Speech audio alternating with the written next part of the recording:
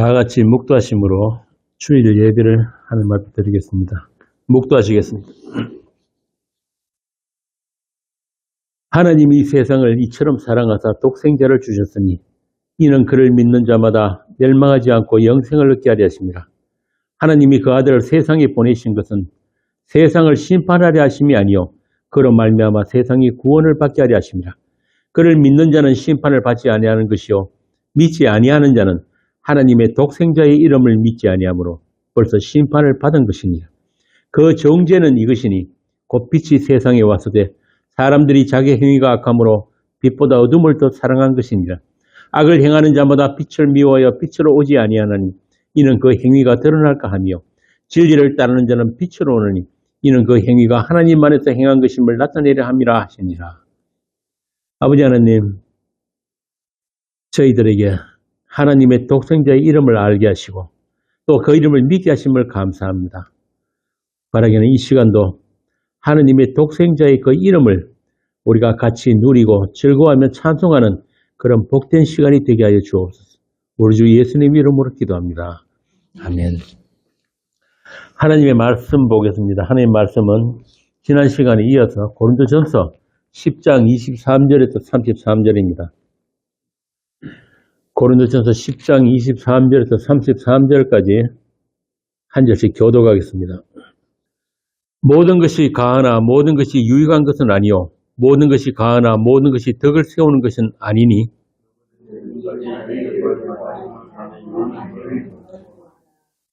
물은 시장에서 파는 것은 양심을 위하여 묻지 말고 먹어라.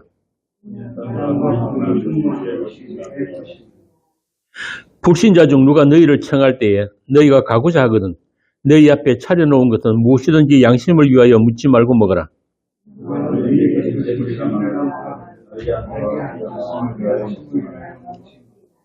내가 말한 양심은 너희 것이 아니요 남의 것이니 어찌하여 내 자유가 남의 양심으로 말미암아 판단을 받으리요.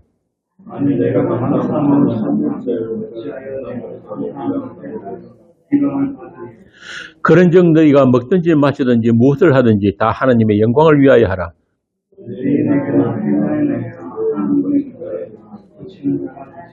함께 읽습니다.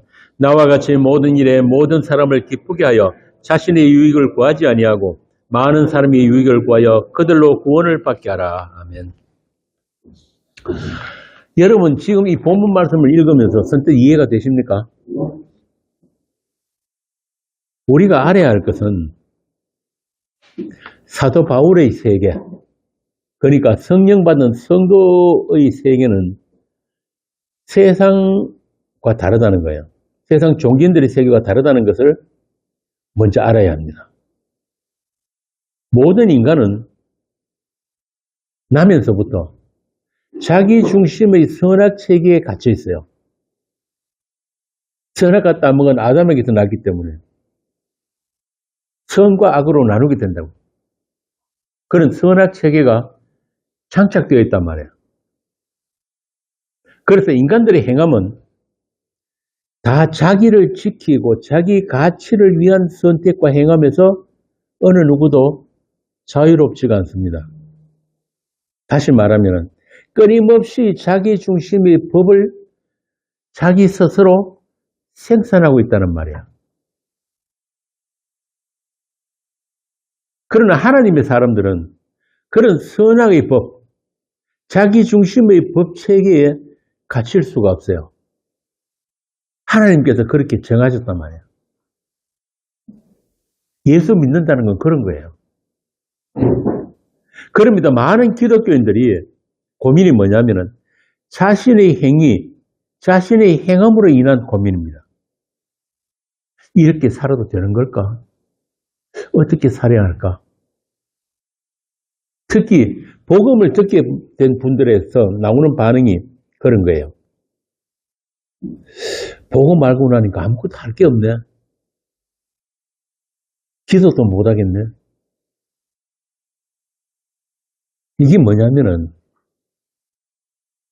그냥 기도 안 하고 가만히 있으면 되는데 뭘 행하지 않고 그냥 예수 믿으면 되는데 왜 이런 반응이 나오냐 하면은 가만히 있는 게 두려운 거예요. 그래서 모든 인간은 법을 가지기를 원합니다. 법 아래에 있기를 원한단 말이에요. 막연하게 눈에 보이지 않는 믿음보다는 자기를 증명할 수 있는 그런 율법 행위를 더 원하는 거예요. 그래서 복음을 전하다 보면 그런 분들이 많아요. 말씀을, 이 복음을 실생활에 어떻게 적응해야 하는지 가르쳐 달라는 분들이 있어요. 이 말은 십자가 복음을 듣고도 다시 내가 믿는 예수, 내가 쟁취해야 하는 내 구원으로 돌아가 버렸단 말이에요.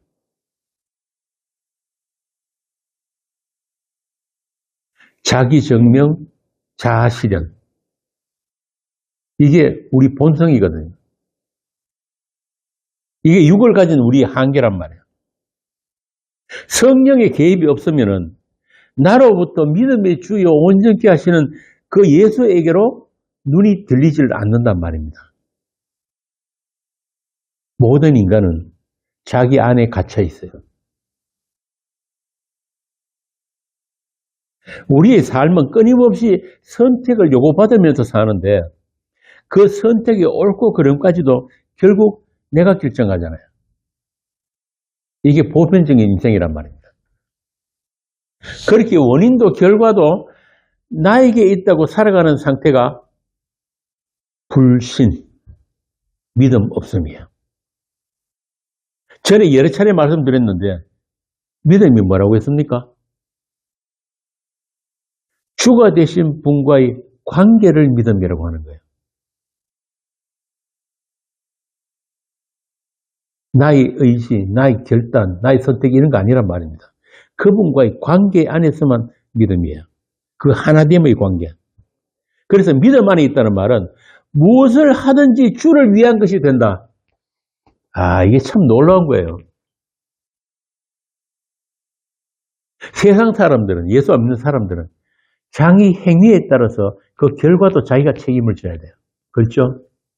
자기 선택에 따라서 그 결과도 자기가 책임을 지는 거예요. 그런데 성도는 그렇지 않아요. 무엇을 하든지 주를 위한 행위가 된단 말입니다. 이게 정말 놀라운 겁니다. 그래서 믿음 안에 있다는 말은 나의 모든 행위가 주님의 행위가 되는 거예요. 바울이 그랬잖아요. 갈라디아서에서. 내 안에 누가 사신다? 주님이 사신다.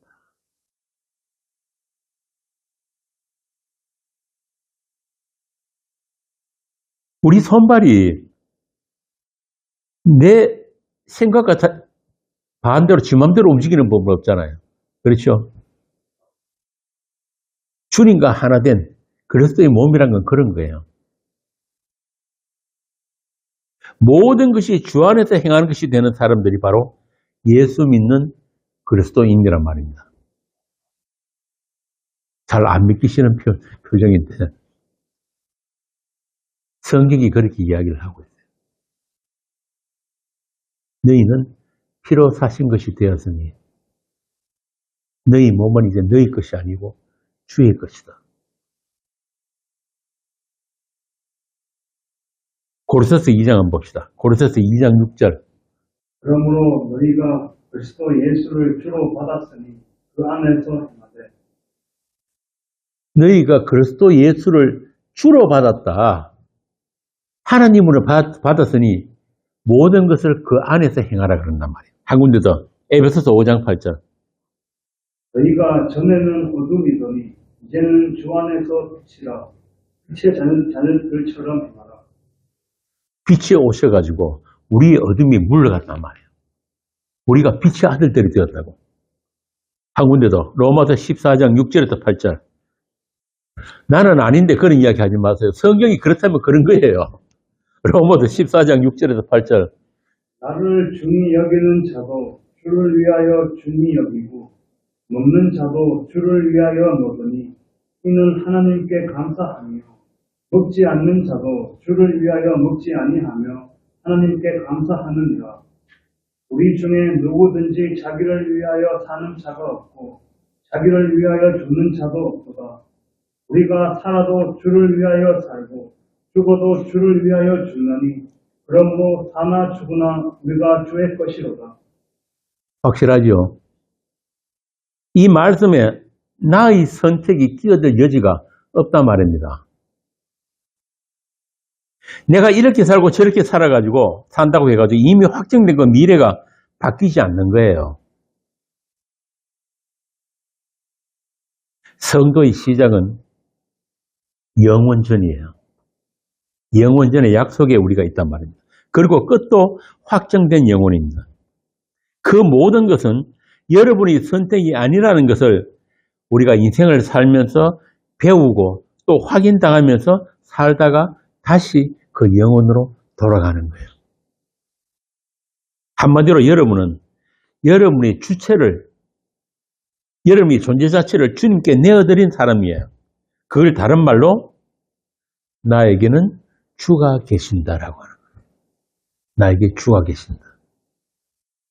이걸 우리 평생 동안 확인당하면서 산단 말이에요.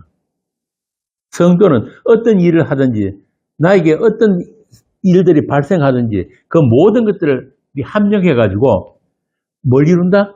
하나님의 선을 이루게 되는 거예요. 나는 아니요. 이 땅에 와서 피를 흘리신 그분이 나의 하나님입니다.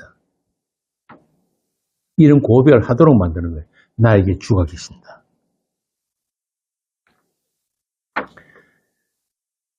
좀 심하게 이야기하자면 이런 거예요. 여러분들이 여러분을 원하는 대로 한번 살아보세요. 누구 말대로 막 살아보시란 말이에요. 그러면 하나님께서 여러분을 포기하실까요? 여러분이 하나님보다 강한 자입니까? 본문에 나오잖아요. 우리가 하나님보다 강한 자냐. 그 대표적인 사람이 누구냐면은 예수님 옆에 달린 십자가 강도예요. 그 십자가 강도가 마지막에 예수님께 뭐라고 합니까? 성경 본문에는 없지만은 아마 이런 이야기 이랬을 거예요. 주님, 저를 이 자리까지 데려다 놓으신 게 주님 당신 맞죠? 그러니까 당신이 나원에 계실 때 저도 그 자리에 있게 해주세요. 이랬단 말입니다. 이게 믿음이에요. 이게 얼마나 뻔뻔합니까? 뭐 지가 하나님 앞에 내놓을 게 있다고 이런 이야기를 하냐고. 원래 이 강도도 처음에는 똑같이 옆에 달린 강도가 똑같이 예수님을 비난했거든. 그랬다가 어느 순간에 하나님의 영이 손길이 임하니까 이런 고백을 하게 되는 거예요. 이게 믿음의 능력이란 말입니다. 오늘 본문의 22절 말씀이 그 말씀이에요. 우리가 주보다 강한 자냐. 이 말씀은 단순히 우상의 재물을 먹지 말라 먹어라 이런 말이 아니에요. 그런 수준이 아니란 말이에요. 보고만 한다고 해서 너희 자유를 남발하는 것이나 아니면 예수 믿는다면서 아직도 선악의 법에서 자유롭지 못한 자들 모두에게 던지는 질문이에요. 네가 주보다 강한 자냐? 우리가 주를 노여하시게 할 수 있느냐? 이 말은 너희들 중심이 어디 있느냐는 거예요. 무엇이 중심이고 무엇을 위한 행함이냐를 묻고 있단 말입니다. 그래서 23절에 보면 모든 것이 가하나 모든 것이 유익한 것이 아니라 자기 유익이 아닌 남의 유익을 구하는 것은 성도의 모든 행함은 사랑으로부터 시작된 행함이다 이 말입니다. 어떤 사랑?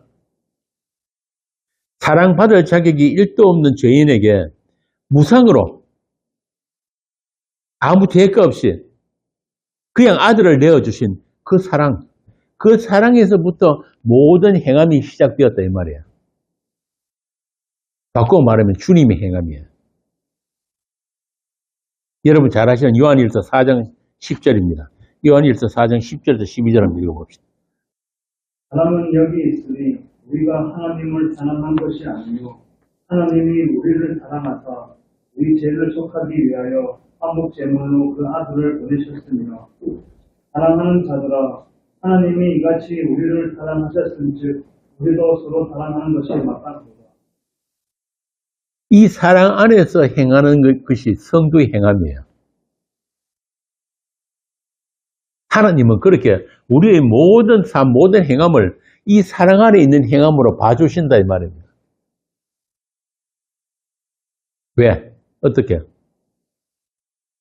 이미 우리의 존재는 그 묵시 안에 확정되어 있기 때문에 그래요. 우리가 이 땅에서 살면서 예수 잘 믿고 착한 일 많이 하고 교회 잘생기고 이래가지고 그렇게 구원받는 게 아니기 때문에 이미 확정된 그 미래를 지금 우리가 이 땅에 또 살고 있기 때문에 그래서 그렇습니다. 그래서 하나님은 우리의 모든 삶을 그 예수 그리스도라는 그 사랑 안에서 봐주신다 이 말이에요. 여겨주신다. 여겨주신다. 로마서에 나오잖아요. 여겨주시는 거. 여겨주시는 그 은혜란 말입니다. 그래서 이 사랑을 받은 자는 반드시 아들이라고 하는 예수라고 하는 그 사랑이 나오게 되어 있다.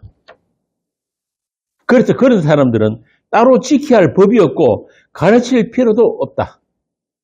성령에 의한 주님과의 사랑의 관계가 이미 이루어졌기 때문에 그 기름 부음이 너희 안에 거하기 때문에 아무도 너희를 가르칠 필요가 없다. 요한 1서 2장 27절. 요한 1서 2장 27절. 너희는 주께 받은 바 기름 부음이 너희 안에 거하나니 아무도 너희를 가르칠 필요가 없고 오직 그의 기름 부음이 모든 것을 너희에게 가르치며 또 참되고 거짓이 없으니 너희를 가르치신 그대로 주 안에 거하라. 놀라운 말씀이죠. 교회는 뭘 배우고 가르치는 곳이 아닙니다. 제가 몇 번 이야기했지만은 우리가 교회라고 할 땐 가르칠 교자 뭘 회차를 쓰니까 교회에 와서 내가 필요한 걸 배우고 가르치고 이런 거 아니에요. 이미 아는 것들을 예수 이름으로 모여서 서로 나누는 곳이에요. 나누는 곳. 그래서 에클레시아를 에클레시아. 이 세상으로부터 불려져 나온 소수의 사람들. 그걸 에클레시아라고 합니다. 그래서 그들이 가르치는 분은 누구예요, 그러면? 하나님, 성령 한 분이란 말이에요. 그러면 그 반대편에 뭐가 있습니까? 여전히 육신의 행함으로 믿음을 대신하는 자들이 있어요. 종교인들. 로마서 8장 7절에서 9절 봅시다. 로마서 8장 7절에서 9절. 불신의 생각은 하나님과 원수가 되나니 하나님의 법에 불복하지 아니할 뿐 아니라 할 수도 없습니다. 육신에 있는 자들은 하나님을 기쁘시게 할 수 없느니라. 만일 너희 속에 하나님의 영이 거하시면 너희가 육신이 있지 아니하고 영이 있나니 누구든지 그리스도의 영이 없으면 그리스도의 사람이 아니라. 여러분들이 어디 있다고요? 육신에 있지 않은 거예요. 하나님의 시각은 그렇단 말이에요. 이미 영에 있단 말이에요. 그리스도 안에. 그러니까 육신의 어떤 행함, 어떤 짓을 해도 하나님은 그거 카운트 안 하시는 거예요. 하나님은 누구만 보신다? 예수만 보신다. 성도가 세상과 다른 점이 바로 그런 점이에요. 그러니까 자꾸 나는 왜 이럴까? 나는 왜 이게 안 될까? 그런 고민하지 마시라니까. 하나님이 안 보시는데 왜 자꾸 자기가 자기를 성찰하고 따듬고 카운트하고 뭐 그런 거는 절에 중들이 하는 거예요.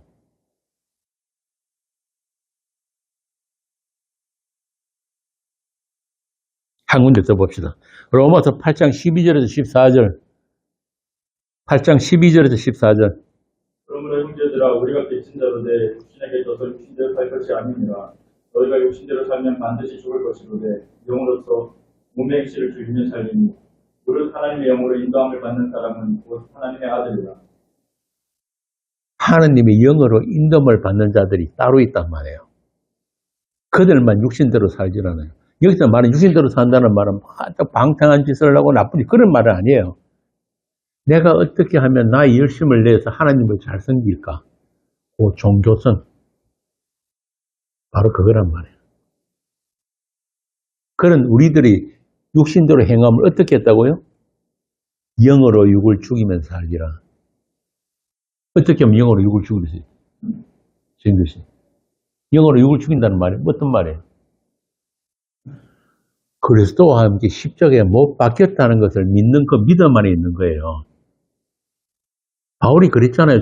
바울은 예수님 십자가에 못 박힐 때 근처에도 없었단 말이에요. 그런데 바울이 뭐라 그럽니까? 내가 그리스도께 십자가에 못 박혔나니 완료. 언제 못 박혔다는 거예요? 창세전에. 그걸 믿는 믿음 안에 있는 거예요. 그게 영으로 육을 죽이는 거란 말입니다.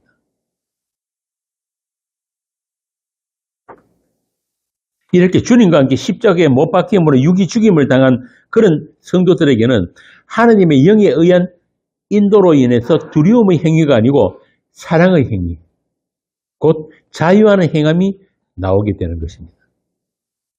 그들이 바로 주께서 사시는 인생이에요. 그런즉 이제는 내가 사는 것이 아니요, 나를 사랑하사 자기 몸을 버리신 하느님의 아들을 믿는 아들이 믿음 안에서 사는 것이다.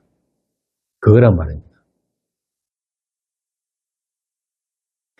여기서 가르쳐서 2장 20절에서 그 아들이 믿음이란 말 대신에 사랑으로 한번 바꿔 넣어보세요. 역시 같은 뜻이에요. 하나님의 아들의 사랑 안에서 사는 것이다.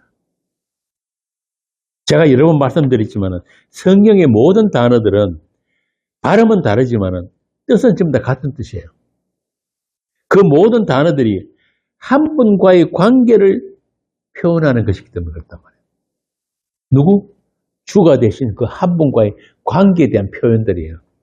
믿음이든 의든 죄든 용서든 영광이든 긍휼이든 뭐 모든 이 단어들이 전부 다 그분과의 관계예요. 그러니까 사랑 안에서 사랑으로 행하는 모든 것, 믿음 안에서 믿음으로 행하는 모든 것은 다 선악의 굴레를 벗어난 것이에요. 예수 믿는 성도들에게는 이미 선도 악도 구분이 없단 말입니다. 그래서 하나님께서 첫사람 아담에게 딱 한 가지만 법을 주셨죠. 에덴에서의 법은 딱 하나밖에 없어요. 뭡니까? 선악과 먹지 마라. 그 하나의 법밖에 없단 말이에요. 그런데 그게 아담은 그 하나의 법도 못 지켰잖아요. 그런데 그 법이 어디서 사라집니까? 그리스도 안에서 사라지는 거예요. 어떤 율법이 정겨도 이제는 없어졌어요. 제 말이 아니고 로마서 8장 1절 말씀이에요.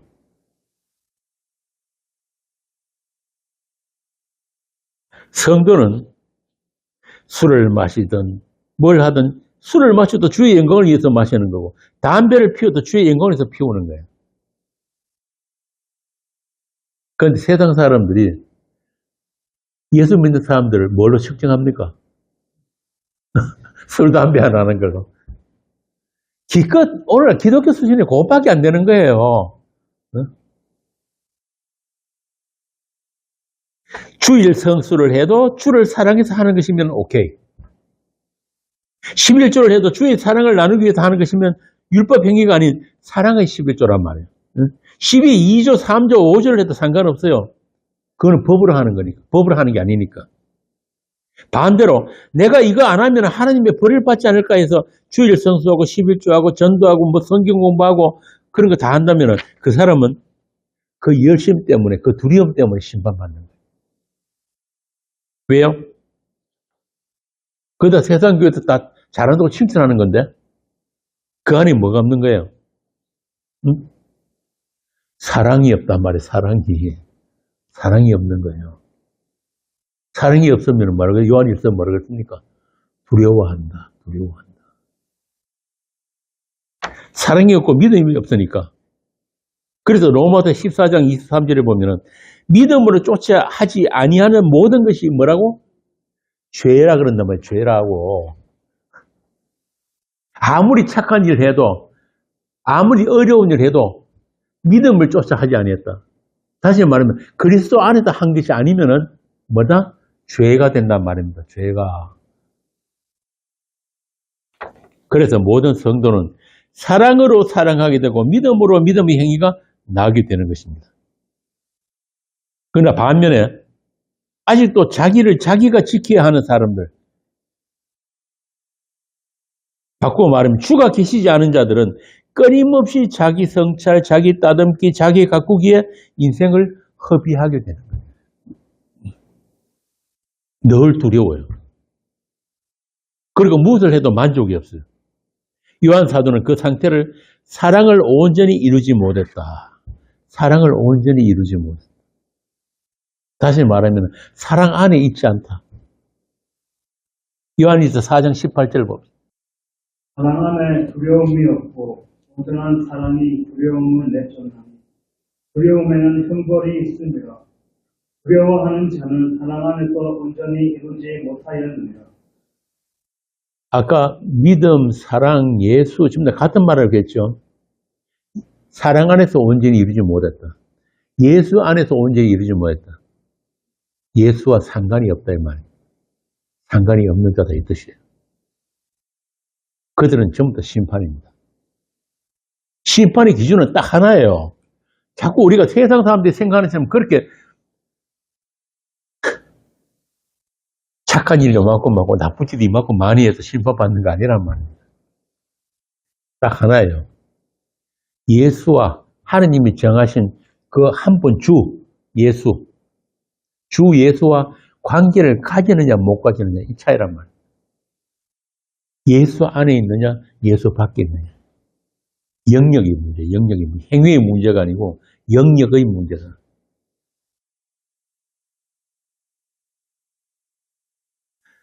그런데 이렇게 복음의 진리를 이야기하게 되면은 또 이 복음을 또 자기 합리화에 써먹는 사람들이 또 많아요.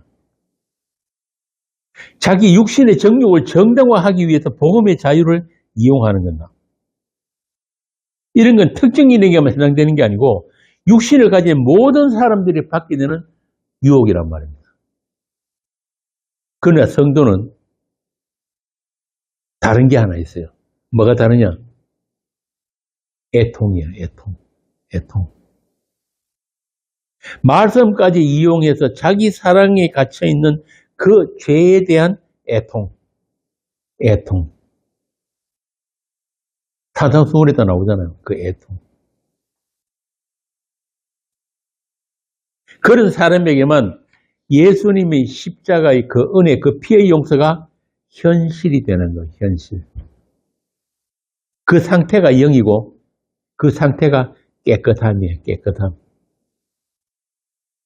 하기스. 하느님 보시기에 좋다라고 하신 그 토부란 말이에요.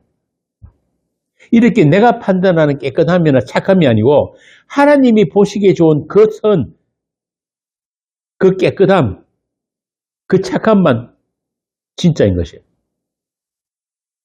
그렇게 하나님은 우리를 지으실 때 주로 말미암고 주를 위해서 또 주의 영광을 위해서 지으셨기 때문에 저와 여러분은 그리스도 예수 우리 주 안에서만 있음이 되고 존재가 되고 또 찬송이 된단 말입니다.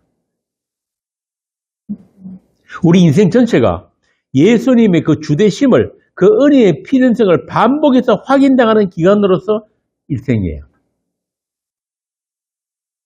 우리가 인생을 살면서 뭐 남길 게 있습니까? 우리 인생 자체가 다 실패인데 왜 실패입니까? 곽군사는 왜 실패해요? 죽음. 다 죽음으로 끝난단 말이에요. 죽음 안에 가두어놨다니. 그런데도 세상 사람들은 인생이 무엇인지 어디로 달려갈지도 모르고 아무 방향성 없이 그냥 살아보는 거예요. 달려가는 거예요. 그런데 그 어느 날 마지막 갑자기 닥쳐온 그 죽음이라는 그 낭떠러지. 어떨 방법이 없는. 그럼 성도는 세상 사람들과 뭐가 다릅니까? 박찬희 비서님. 뭐가 달라요? 끝을 알고 살잖아요. 이미 종말을 산단 말이에요. 그 죽음이 무엇인지를 알기 때문에. 우리가 죄의 삭스로 죽어야 하는 그 죽음 대신에 우리의 죽음은 뭐예요? 진리의 죽음. 언약의 죽음. 예수님의 그 죽음을, 주께서 우리의 그 죽음을 바꿔 놓으셨다니까요. 자기 죽음으로. 십자가에서 다 이루었다 하신 그 죽음으로 우리 죽음을 바꾸어버리는 거예요. 바꾸었어요. 그 진리의 죽음을 우리가 매일같이 살아내고 있단 말입니다. 그렇기 때문에 우리에게는 어느 날 갑자기 죽음이 닥쳐와도 그것을 두려워하지 않게 되는 거예요. 그냥 문 여는 거예요. 이제부터 진짜 사는 거다. 영혼을 사는 거다. 그 사망의 문을 열고 나가는 거예요. 그게 다른 겁니다.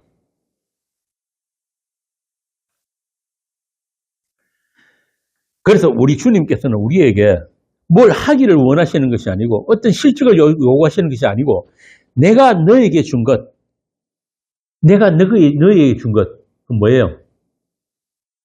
은혜, 사랑, 용서, 피. 그거 잘 간직하고 있으라고. 잘 키입하라고. 잘 가지고 있으라고. 우리 인생에 광야의 사건들을 배치해 놓으신단 말입니다. 이스라엘이 그 광야에서 겪었던 그 모든 사건들이 있죠. 그 사건들이 우리 광야 인생, 광야 교회에게 똑같이 동일하게 주시는 거예요. 이 고린도전서에서 바울이 그 이야기를 했잖아요. 광야 교회 이야기, 우상 이야기, 재물 이야기. 왜 그렇습니까? 왜 그런 사건이 왜 일어나는 거예요? 우리에게 주어진 하나님의 충만을 확인시켜 주시는 사건들, 다시 말하면 이미 완료되어 있는 그 하나님의 충만과 그 영광, 그걸 확인시켜 주기 위해서 우리 고정시키려고 하는 게 아니고 그런 사건들로 우리 인생이 채워지는 거예요. 근데 진규씨 너무 힘들어하지 마라. 하나님이 그런 터치가, 그런 간섭이, 개입이 없으면 그게 진짜 문제예요. 왜? 우리는 내 인생 내가 살고 싶어서 살고 싶은 인생 살아버리니까 그게 심판이에요. 내어버려 두심. 네 살고 싶은 대로 내어버려 두심. 그게 심판이란 말이에요. 그 충만이 무엇인가 한번 봅시다. 에베소서 1장 23절. 교회는 그의 몸이니 만물 안에서 만물을 충만하게 하시는 이의 충만함입니다. 참 놀랍죠?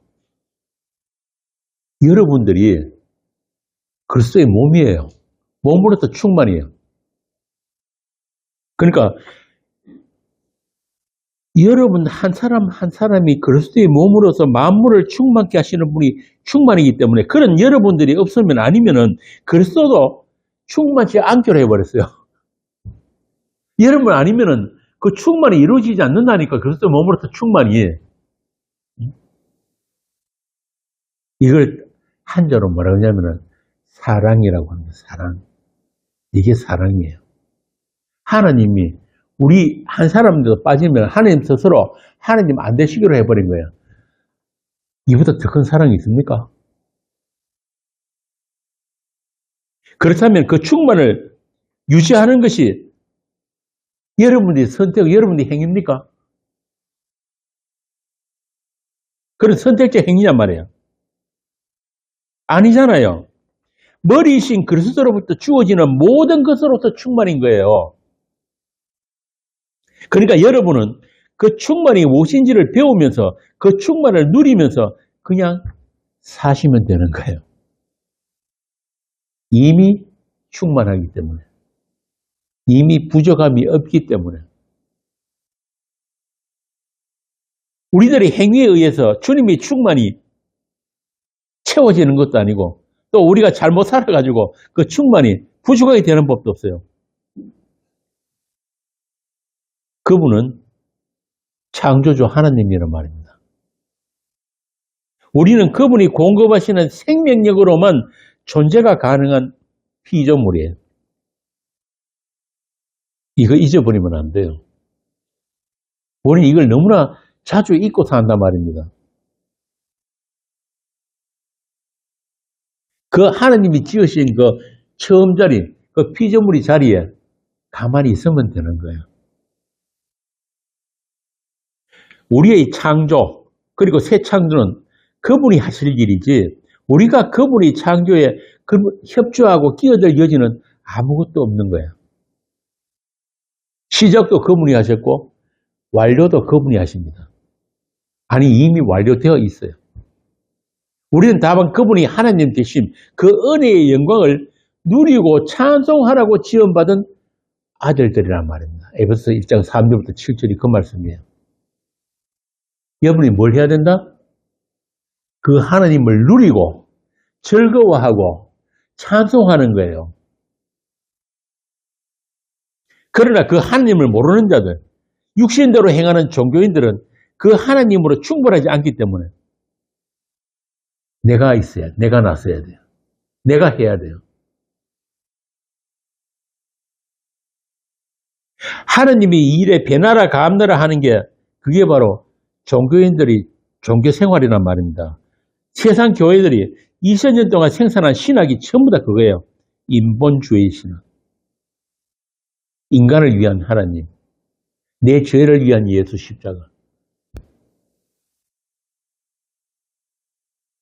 아주 방향성 자체가 잘못되어 있어요. 그러다 보니까 하나님을 가르치려고 하고 또 어떨 때는 피조물 주제에 하나님을 변호하기도 하고 하나님이 그 어려우심에 걸림이 될까봐 인간이 자유의지까지 동원하는 게 바로 오늘날 개주의란 말입니다. 이미 이건 중세 때부터 에라스무스가 이야기한 그 인간의 자유의지론, 여기에 대해서 종교개혁자 루터가 인간의 의지는 뭐라고 했습니까? 노예의지다. 노예의지. 이 굉장히 중요한 사건이겠습니다.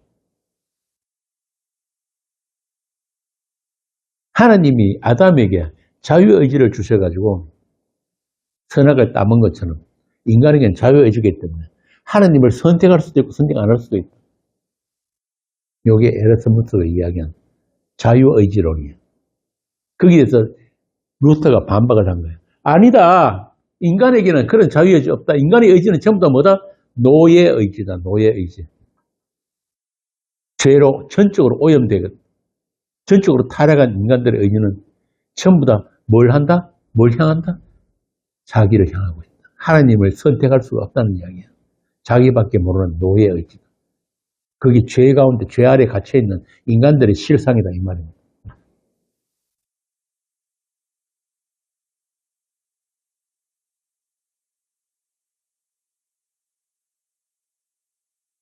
심지어는 자기 정당성을 위해서 하나님을 탄핵하려고 하는 자들이 소위 하나님을 안다고 하는, 하나님을 믿는다고 하는 세상 종교인들을 말합니다.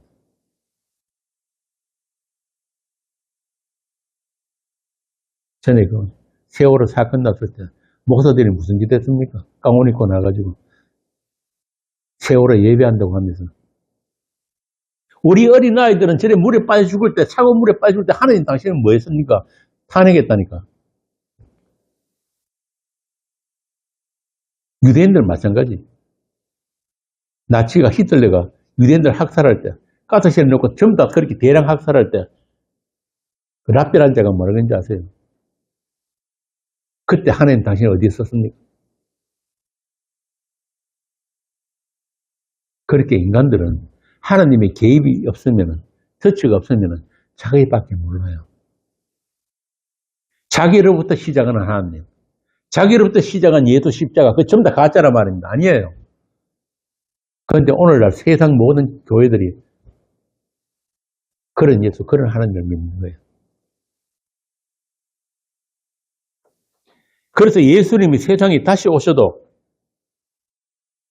그들에게 또 맞아 죽습니다.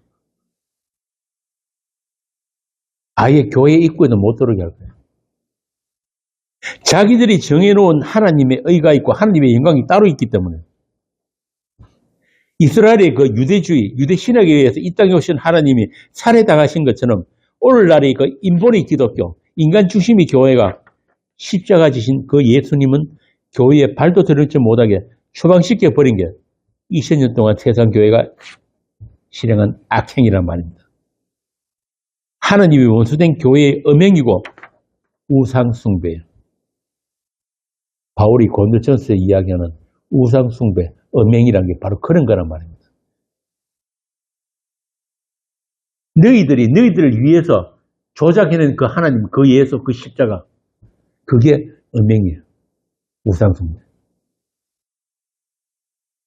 사도는 오고 오는 세대의 교회들에게 본보기가 되고 또 그들을 깨우치기 위해서 이 고린도전서를 우리에게 넘겨주신 거예요. 그런데 이 넘겨주신 이 말씀들까지도 오늘날 교회들이 전부 다 자의적으로 자기 좋은 대로 해석을 다 해버리니까 그 진의를 제대로 이야기하는 사람들이 없어요. 세상 어느 교회를 가도.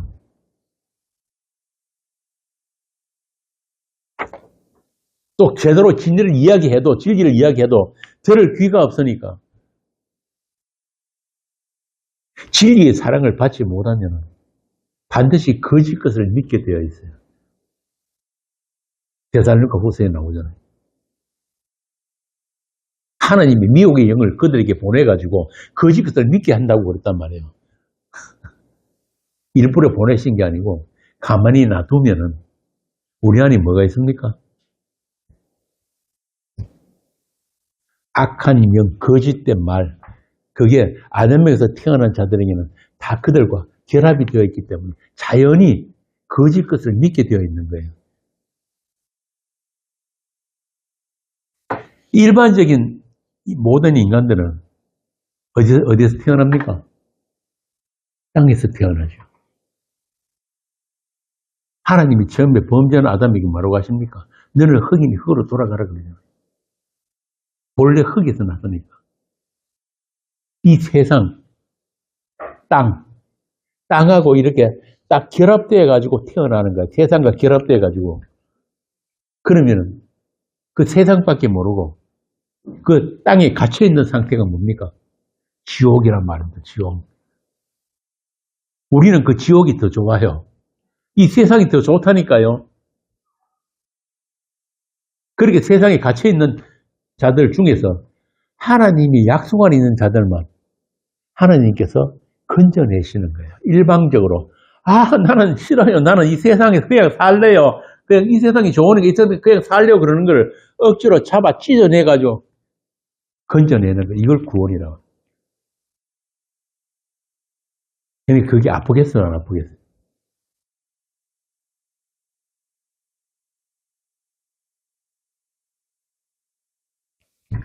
옛날에 내가 아는 어떤 분이 요즘은 그런 거 잘 없는데 옛날에 쥐 잡는 끈끈이라고 했어요. 놔두면 쥐가 이제 뭘 갖다 딱 붙어버려요. 근데 그걸 한 번 더 써먹겠다고 잡아 떼더라고. 막 다 터지고 막. 아프겠죠? 우리 구원이 그런 거예요. 하나님 그렇게 이 세상과 딱 붙어있는 우리를 찢어낸단 말이에요. 찢어낸단 말이에요. 얼마나 아프겠어요? 우리 본성은 이 세상만 사랑하고 자기만 사랑하는 그런 죄인들인데. 그래서 사도 바울을 통해 가지고 이 고린도 전서를 우리에게 넘겨주시는 거예요. 왜? 음행이 무엇이고 우상 숭배가 무엇이고 주를 시험하는 것과 악을 즐겨하는 것이 무엇인지를 우리로 하여금 깨닫게 하시고 우리에게 내어주시는 그 피할 길, 곧 믿음과 사랑이라는 그 피할 길, 예수라는 피할 길을 우리에게 보여주신 것입니다. 그러므로 오늘날 수천 수만이 모이는 세상 교회들이 그들이 섬기는 것이 과연 무엇인지 우리는 볼 수 있어야 하는 거예요. 이 성경의 하나님과 종교인들이 세상 교회가 섬기는 그 신이 그 하나님이 어떻게 다른지를 분별할 수 있어야 된단 말입니다. 요한일서 4장 1절에 4장이 보면 요한 사도가 뭐라고 합니까? 영을 분별하라.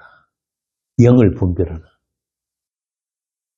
영을 분별하는 다른 말로 하면 말씀 분별, 말씀을 분별하라. 말씀을 분별. 왜? 이미 주 그리스도가 세상에 나왔기 때문에.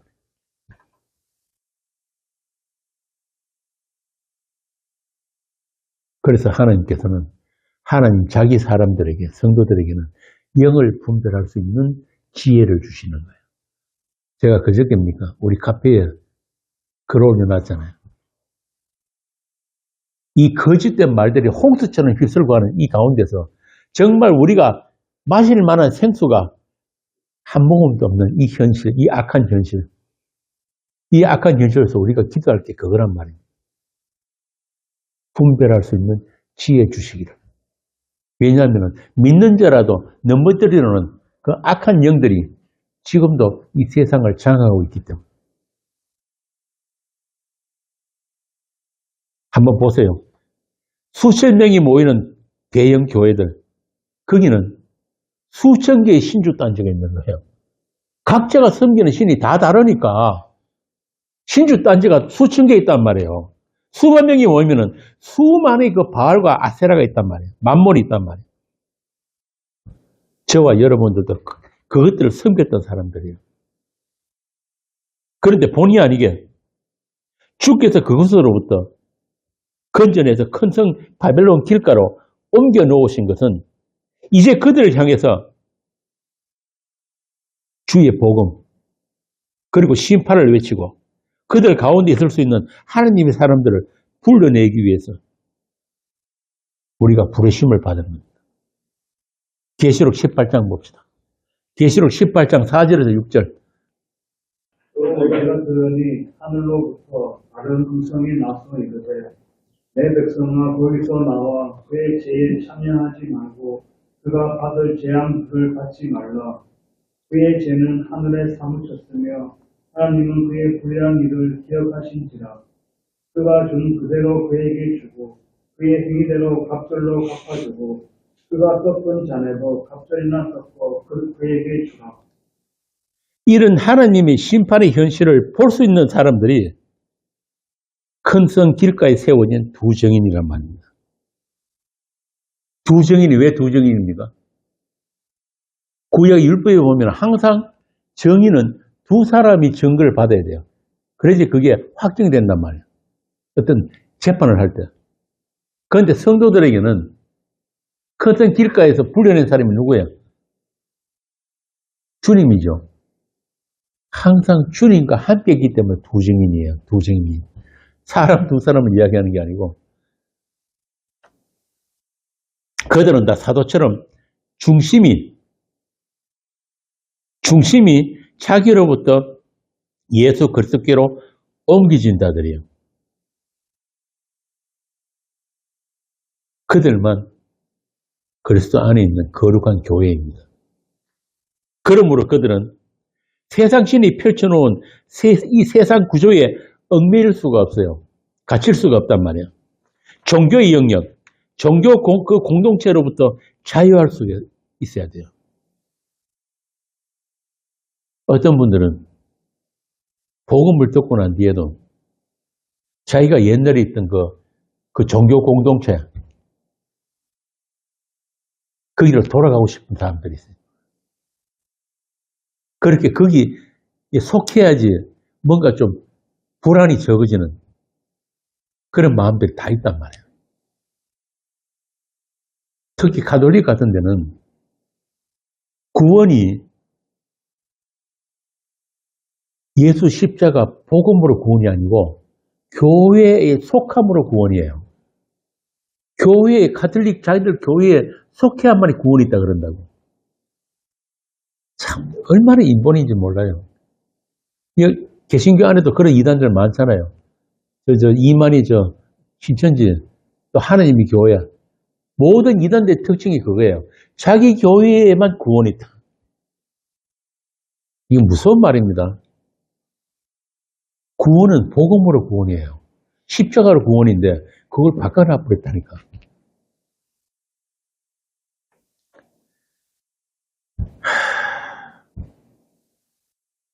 그래서 그리스도의 충만으로서 성도, 그 성도 자신이 바로 교회인 거예요. 그리스도의 피와 살이 나누어진 한 몸으로서의 교회가 이 세상 속에서는 세상의 위기로 존재하기 때문에 세상과 여러분 사이에는 눈에 보이지 않는 긴장이 있는 거예요.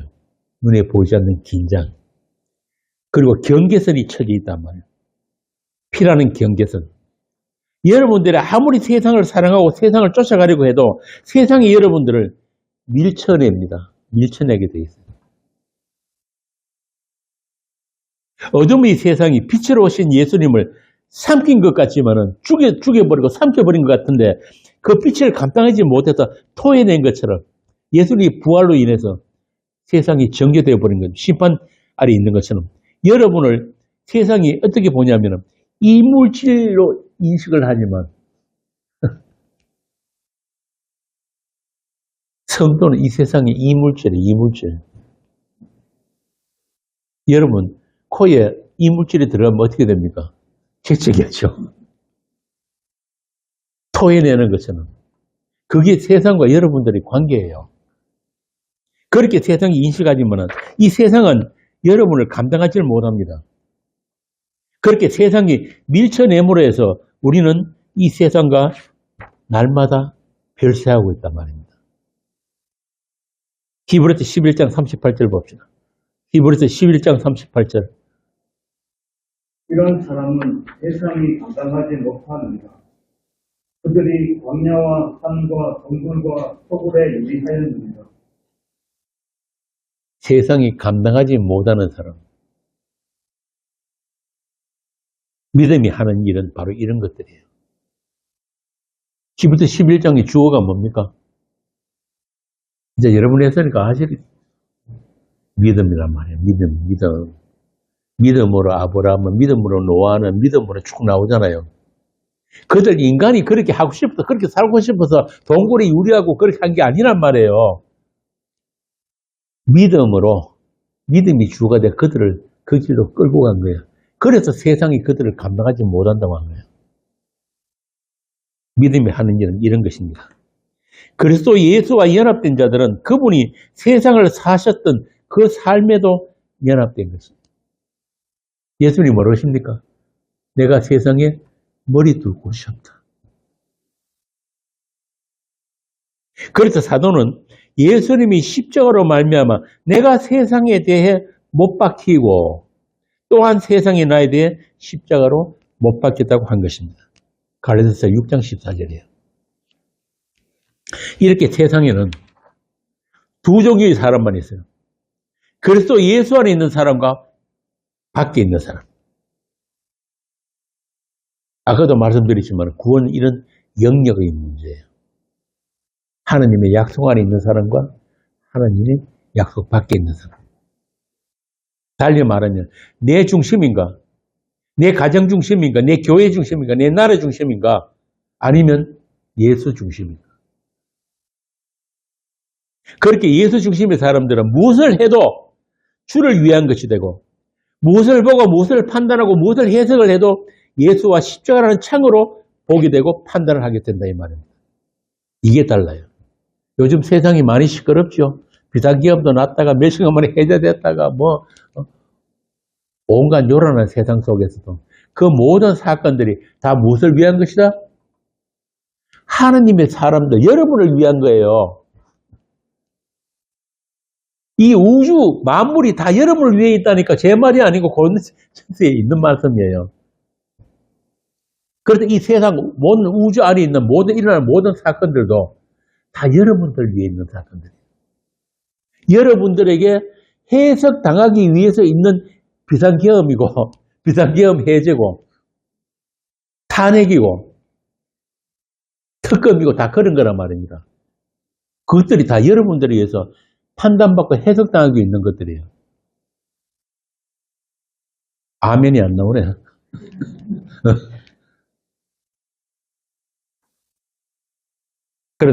그런데 여전히 자기 영역, 자기 판단, 자기 해석을 고집하는 사람을 오늘 본문 27절에서 불신자라고 하는 거예요. 불신자. 믿음 안에 있지 않은 자. 교회 안 다니는 게 불신자가 아니에요. 교회 다니는 사람, 예수 믿는다는 그 사람들도 그들 중심이 자기 자신이 되면 다 불신자예요. 하나님의 용서, 하나님의 오래 참으심, 하나님의 긍휼과 상관없이 내가 예수 믿고 내가 구원받는 그런 기독교는 없단 말입니다. 그렇게 십자가 지신 예수님과의 관계가 없으니까 자꾸 교회가 구원의 확신을 가지라고 그렇게 가르치고 강조하고 또 구원의 확신을 가질 수 있는 그런 방법론 온갖 프로그램들을 개발하고 작동하고 있는 거예요. 다 누구를 위한 겁니까? 인간을 위한. 말은 잘하죠. 맨날 주를 위하고 뭐 하나님의 영광을 위해. 그 안에 누가 들어있어요? 자기라면 자기. 그들은 평생 종교놀이 하다가 지옥 갑니다. 아니 지금도 지옥을 살고 있는 거예요. 그 자체가 지옥이에요. 오늘 본문을 이야기하면 귀신의 식탁에 참여해서 귀신을 위해서 예비하신 그 불못에 귀신과 한 몸이 되어서 들어가고 있다 이 말입니다. 제가 전에도 말씀드렸지만 지옥은 누구를 위해서 예비한 것이다? 사단, 마귀를 위해서 예비한 지옥이 불못이에요. 인간을 위한 게 아니에요. 하나님이 지으신 사람은 지옥 가고 싶어도 못 갑니다. 그럼 지옥 가는 사람은 누가 가는 거예요? 악한 마귀와 연합된 자들, 죽은 흙들, 생명 없는 그 죽은 흙들만 마귀와 같이 불못에 들어가는 거예요. 사람은 안 가요. 하나님의 형상으로 지어진 사람은 그리스도 예수, 아까 말씀드린 그 한 몸, 충만한 그 몸이기 때문에 가고 싶어도 못 가요. 바꾸어 말하면 내가 지옥에서도 예수와 함께 있으면 그것이 천국이란 말입니다.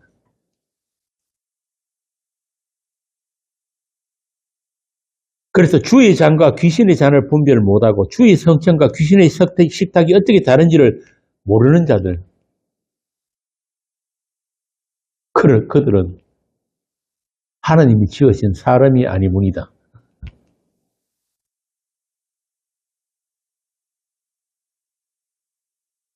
자기가 속한 공동체, 그 대한예수교가 진리인 줄 아니까. 자기 마음에 드는 목사가 주의 종인 줄 아니까. 그렇게 사람을 쫓아가고 교회에 갇혀가지고 자기 중심에 자기 욕망의 포로가 된 상태를 육의 행실이라고. 너희가 육신대로 살면은 정령 죽으려니와 영으로 육을 죽이면 살리라 그러잖아요. 그런데 우리에게는 영으로 육을 죽일 수 있는 그런 능력이 없단 말이에요. 그래서 이미 묵시안의 아들들 완료되어 있는 자들은 이 세상적 인생을 사는 동안에 반드시 주님께서 이 세상과 분리되는 그 경험을 하게 하시는 거예요. 그들만, 이 세상 밖으로 옮겨진 그들만 이 세상의 실체를 알게 되는 거예요. 보게 된다 이 말입니다. 야, 내가 저기 있었으면 저들과 함께 불타는 그 지옥에서 영혼을 살게 될 텐데. 어떻게 내가 저들로부터 건짐을 받았지? 우리 주 예수 그리스도를 말미암아 하나님께 감사하리로다. 이게 로마서 7장과 8장에서 확 달라진 거예요. 사도 바울의 증언인 거예요. 이 사망의 몸에서 누가 나를 건져내라 그랬다가 바로 바뀌잖아요. 로마서 8장 넘어가면 찬송하리로다.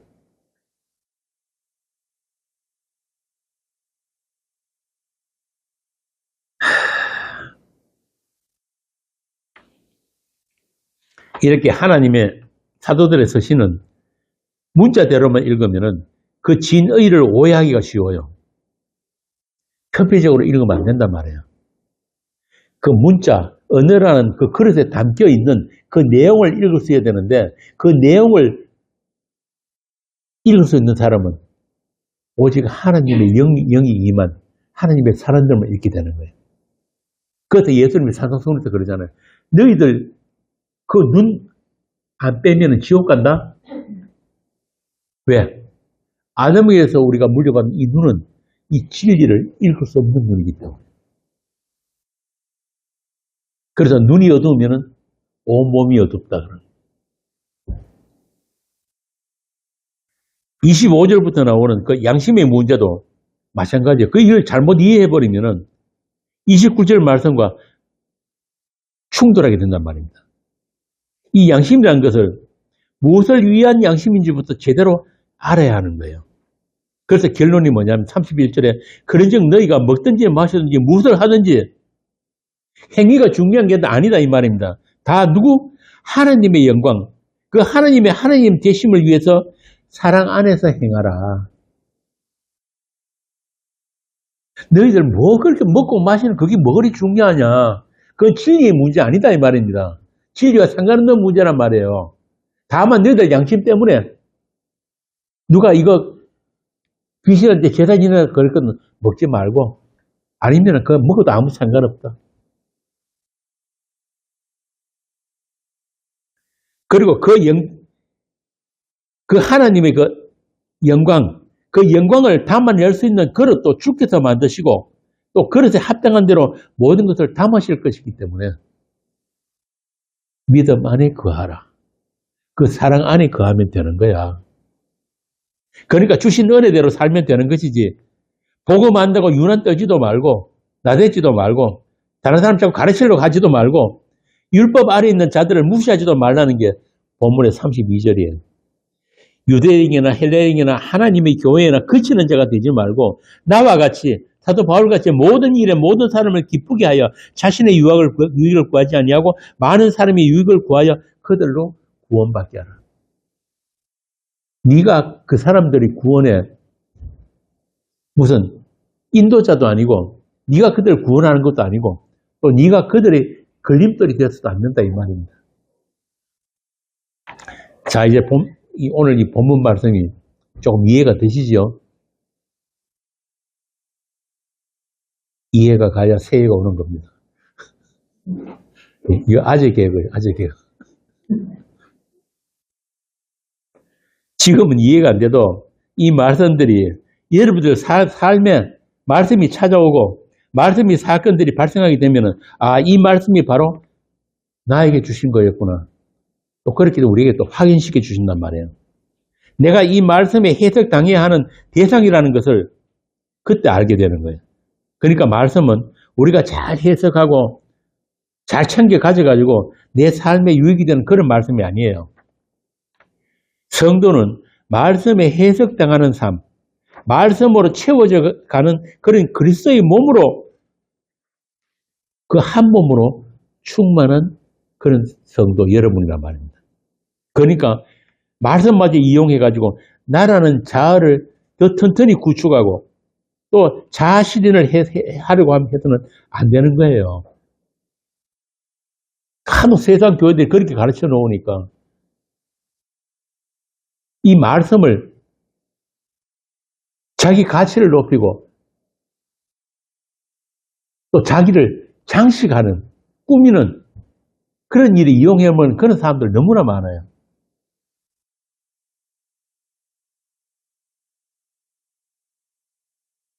그거 아닌가 말입니다. 그런 건 이방인들이 하는 거라잖아요. 로마서 2장 15절이 그 말씀이거든요. 한번 보고 갑시다. 로마서 2장 15절. 이런 이들은 그 양심이 증거가 되어 그 생각들이 서로 혹은 고발하며 혹은 변명하여 그 마음에 새긴 율법의 행위를 나타내느니라. 그런데 성도는 양심이 문제가 아니에요. 양심에 따라 사는 게 아니고 우리 마음은 아침에 양심 다르고 저녁에 양심 다를 수 있어요. 나에게 유익이 되는 건 그것만 쫓아가기 때문에 세상 만물보다 가장 거짓되고 부패한 게 뭐라 그랬습니까? 인간의 마음이란 말이에요. 그거 아닌 거예요. 성도는 십자가가 현실화되어 가지고 내가 구축해 놓은 것, 또 내가 행한 것, 또 내가 꿈꾸고 계획한 모든 것까지 다 삭제당하는, 해체당하는 그런 사건들 속에서 그때 십자가 위에 있는 그 한 분을 보게 된다 이 말입니다. 우린 평소에 그 십자가와 상관없이 사는 것까지 살고 있잖아요. 그런 우리가 어떻게 그 십자가에다 피 흘리고 계시는 하나님 어찌하여 나를 버리셨나이까 하는 그 음성이 들리게 되는, 그거는 우리는 스스로 우리가 결정하는 문제가 아니란 말이에요. 그것을 바라보게 하는 그런 주님의 돌보심, 우리 인생에서의 개입, 그걸 다른 말로 하면 고난, 환난, 인내, 그런 사건들이 주어지게 되는 것입니다. 그래서 나의 일, 나의 세계가 아닌 그분이 하신 일, 그분의 세계를 우리가 바라보게 되는 것입니다. 그분의 손길에 의해서, 그분의 다스리심에 의해서 이 사망의 몸, 죄에 사로잡힌 이 사망의 몸, 그러니까 죄를 짓는 게 아니고 무엇을 해도 죄만 나오는 그 사망의 몸에 우리가 진저리를 치면서 그때 바라보게 되는 그 한 분, 그 한 분이 우리의 소망이 되는 거예요. 이 절망적인 이 세상 속에서, 지금도 불타고 있는 지옥 속에서 바라보게 되는 새하늘과 새 땅, 그 소망, 우리 믿음의 선배들은 그걸 바라보았단 말입니다. 다른 사람은 몰라도 저에게는 십자가에 있는 당신이 나의 하나님이십니다. 십자가에서 언약의 피를 흘리시는 당신이 저의 하나님입니다. 당신이 그 피가 아니면, 그 사랑과 그 용서가 아니면 저는 아무것도 아닙니다. 이 고백이 있는 그 자리까지 우리를 데리고 가시는 게 바로 하나님의 열심이에요. 하나님의 관심은 그것만 관심이에요. 다른 거 관심 없어요. 우리가 잘 살든 못 살든, 우리가 행복하게 살든 행복하지 않게 살든, 내 몸이 아프든 건강하든 그런 건 관심이 아니란 말이에요. 하나님의 관심은 네가 예수를 아느냐 모르냐.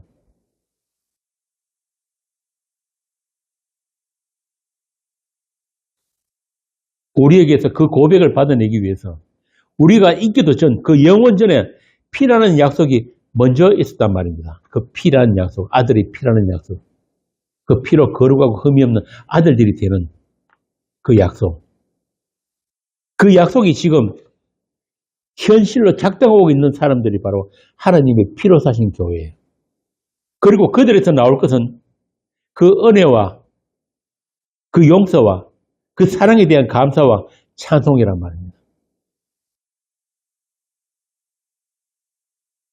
이것이 나의 나됨이에요. 하나님이 지으신, 그래서 또 예수 안에서 지으신, 하나님의 형성으로 지으신 사람이란 말입니다. 사람. 30절부터 33절 말씀이 그것이에요. 그래서 그들은 세상과 사람들이 눈치를 보지 않습니다. 눈치 안 보고 살 수는 없죠. 그렇지만 그들 속에 하나님이 지으신 새 사람이 있는 거예요. 우리 그 사람은 날로 후패하나 속 사람은 날로 새롭다 그러잖아요. 세상의 판단에서 자유롭습니다. 그들이 감사는 어떤 부분적인 일, 어떤 현상에 대한 것이 아니고 이미 완료된 것에 대한 감사이기 때문에 범사의 감사라고 하는 거예요. 우리가 하루하루를 살면서 감사할 일이 뭐 그렇게 많습니까? 그런 것들은 방금 감사가 됐다가도 또 돌아서면 원망이 될 수 있는 것들이에요. 그런데 그게 아니란 말이에요. 성경이 말하는 감사는 이미 완료되어 있는 것, 묵시 안에 이미 이루어진 것, 그것에 대한 감사하고 기쁨인 거예요. 그래서 항상 기뻐라 그러는 거예요. 우리 자신의 주관적이고 개인적인 그런 유익이나 변화에 대한 것이 아니란 말입니다. 이미 완료된 묵시의 관점에서 세상과 세상 일들을 볼 때, 나를 볼 때 나타나는 그런 기쁨이고 감사인 것입니다. 아무리 큰 일, 심각한 일도 아주 작은 일로 보이게 되는 그런 거예요. 그들이 확정된 미래로부터 오는 시간을 살고 있는 묵시적 존재로서 성도인 것입니다. 교회란 말이에요. 교회는 그런 거예요. 그를 위해서 천사들까지도 여러분들을 지키고 수종 들고 있단 말입니다.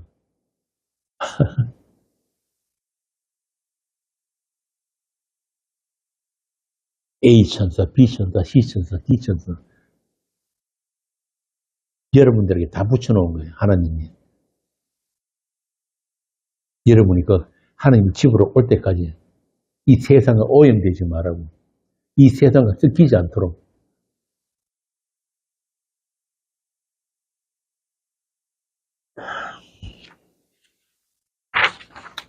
자, 그렇게 자기 사랑, 자기 영광밖에 모르는 그 죄인들을 나는 아니요 당신이 하나님이십니다라는 그 자리까지 끌고 오는 일에 사랑으로 역사하는 믿음이 지금도 여러분들을 끌고 묶어가지고 끌고 가고 있는 것입니다. 그래서 그 사랑으로 인해서 세상이 보기에는 여러분들이 미친놈이 되고 마치 버림받은 자처럼 세상 쓰레기처럼 폐잔병처럼 되어도 뭐가 좋은지 실실 웃고 다니는 사람들이 있어요. 그런 사람들이 성도란 말이에요. 감사할 일이 1도 없는데 감사가 넘치다고 하는 그런 상태가 아까 말씀드린 충만이에요. 충만. 그 충만을 알기 때문에 성경에 보면은 미친 짓 하는 사람들이 있죠. 그 중에 한 사람이 누구냐면 이스라엘의 왕인 다윗이었어요. 다윗.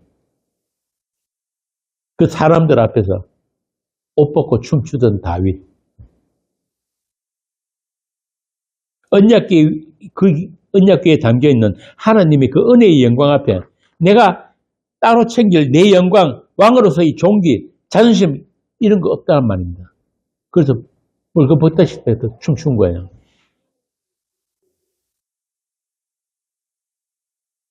그런데 그런 다윗을 보고 비난했던 미갈이 있죠. 미갈이 하나님의 저주를 받았다니까. 그 미갈은 여전히 자기 판단, 자기 중심의 판단. 어떻게 이스라엘 왕이 제 사람들 앞에서 벌거벗고 춤추고 있어. 자기 안에 갇혀 있었기 때문에. 그 다윗의 그 영광, 그 사랑에 참여하지를 못한 거예요. 미갈은. 자, 이렇게 오늘 본문은 단순히 뭘 하고 안 하고, 뭐 재물을 먹고 안 먹고 그런 문제가 아니란 말입니다. 너희 존재가, 너희 근원이 어디에 있는지를 알아라는 거예요. 우리의 시작이 하나님의 약속에 있고 그 약속이 실행되는 인생을 살고 있는지 바울이 이 고린도전서가 우리에게 묻고 있는 거예요. 아직도 너는 네 구원을 위해서 선하게 판단을 하고 선하게 행위를 내어놓고 있느냐? 자기 발전, 자기 생산, 자기 초월을 위해서 내가 투사되고 투영된 그 교회 놀이 하고 있는 거 아니야? 바울이 지금 고린도 교회에 그 이야기를 하는 거예요, 지금. 그런 종교 행위로 하나님께 화풀이를 하고 있는 거 아니야? 그렇게 네 자신들을 수시로 돌아보고 점검해 보란 말이야. 네 인생의 주가 누구인지, 너에게 주가 계신지를 돌아보라는 이야기예요.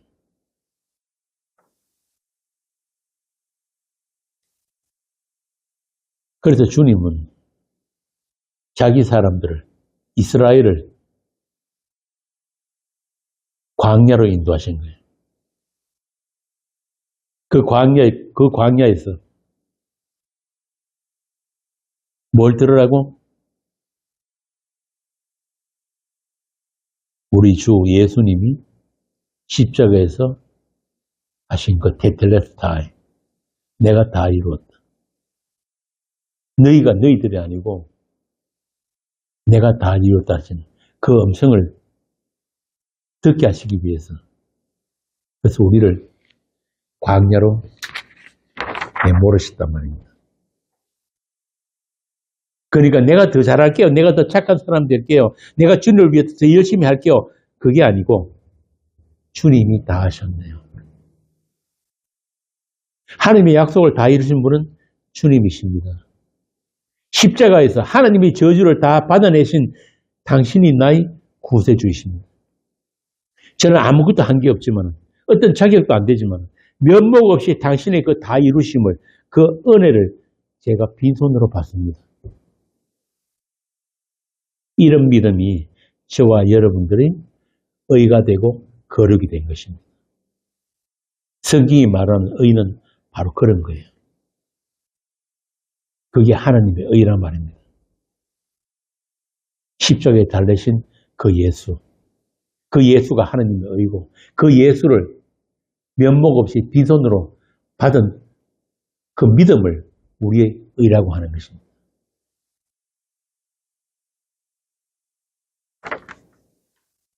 그 상태를 하나님이 보시기에 좋은 선이라고 하는 거예요. 그 사랑 때문에 그 사랑으로 날마다 세상을 별세하는 그런 축복이 저와 여러분에게 있기를 빕니다. 끝으로 고린도후서 5장 11절부터 15절까지 함께 읽고 오늘 강론을 마치겠습니다. 고린도후서 5장입니다. 5장 11절부터 15절까지 함께 읽습니다. 우리는 주의 두려우심을 알므로 사람들을 권면하거니와 우리가 하나님 앞에 알려졌으니 또 너희의 양심에도 알려지기를 바라노라. 우리가 다시 너희에게 차천하는 것이 아니요 오직 우리로 말미암아 자랑할 기회를 너희에게 주어 마음으로 하지 않고 외모로 자랑하는 자들에게 대답하게 하려 하는 것이라. 우리가 만일 미쳤어도 하나님을 위한 것이요 정신이 온전하여도 너희를 위한 것이니 그리스도의 사랑이 우리를 강권하시는도다. 우리가 생각하건대 한 사람이 모든 사람을 대신하여 죽었은즉 모든 사람이 죽은 것이라. 그가 모든 사람을 대신하여 죽으심은 살아있는 자들로 하여금 다시는 그들 자신을 위하여 살지 않고 오직 그들을 대신하여 죽었다가 다시 살아나신 이를 위하여 살게 하려 함이라. 아멘. 기도하겠습니다. 아버지 하나님, 그리스도의 형상으로 지어져가는 우리에게 하나님이 공급하시는 하늘의 가장 좋은 것들을 우리가 이렇게 서로 나누면서 함께 찬송하는 그런 교회가 되기를 원합니다. 그를 위해서 잠시 허락된 이 육신까지도 우리가 감사하면서 주께서 예배하신 그 광야 교회의 모든 길에 우리의 찬송이 그치지 않게 하여 주옵소서. 아직 약하고 어린 형제들을 주께서 붙들어 주시고 한 사람도 탈락하지 않고 주의 집으로 주의 성전으로 지어질 수 있도록 그 권능의 손길로 우리를 붙드시고 또 사랑으로 다스려 주시옵소서. 주 예수 그리스도 이름으로 기도합니다. 아멘.